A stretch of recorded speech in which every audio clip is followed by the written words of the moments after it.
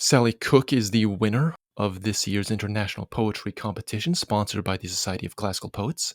She's won numerous other awards. She's widely published. She is also, this is very interesting, in addition to being a poet, she's also a celebrated painter. So she's a poet and a painter, a veritable Renaissance woman of our times. She paints in a magical realist style. If you're looking at the screen, you can see an example of what I'm talking about.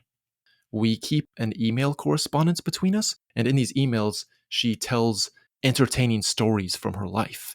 She's had a very long and rich life, and so I'd like to begin this first segment about Sally Cook, which I've titled Emails from Sally, by talking a little bit about a poet that many of us know and despise, and that is Allen Ginsberg. Another fake poet, this time of an earlier generation, the Beat generation, author of the famous poem Howl, which is, honestly, it's on my personal list of the top 5 worst poems ever written. Not necessarily for its overall badness, because there have been a lot of bad poems written, right? But because of his nefarious influence.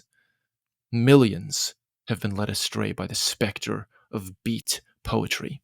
And I bring this up because Sally Cook, it turns out, once did humanity a great favor by preventing Allen Ginsberg from writing poetry, inadvertently. Her behavior wasn't malicious, it was actually due to generosity on her part.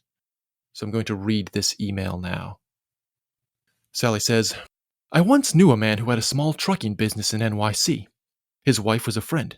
He claimed to be the model for a character in one of Kerouac's books. Who knows? He did know most of the Beat poets. I met them at his place. Even then, I sensed their posturing. But I had never met Allen Ginsberg, whose work I detested.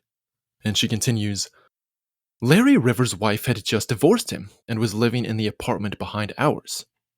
A side note, Larry Rivers was an artist who has been called the godfather and grandfather of pop art. They had just had a baby and were moving out. She, Rivers' ex-wife, said she would leave the door open and we could take anything we wanted. The trucker guy, named Henry, had made out a list of artists in need of furniture and gave Larry the list of what was to go where. But there was one thing left that no one wanted. A television. Henry, the trucker guy, said that Ginsberg's TV had just broken and he was bereft, unable to watch his game shows and his soaps. Always ready to help along the cause of literature, I said, Take it, Henry. Waiting to hear the result of my dastardly deed, several weeks later I heard from Henry that Ginsberg had stopped writing and was glued to the infernal machine. I had found a way to stop a bad writer from writing.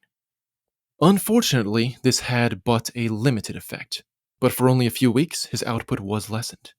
While it is true Ginsberg was the recipient of a free TV, no one ever mandated that he watch the blasted thing. I like to think he had run through his limited repertoire and welcomed it as an excuse. Well, thank you, Sally. Great work. If you had never written any poetry or painted any paintings, your existence would still be justified by this generous act.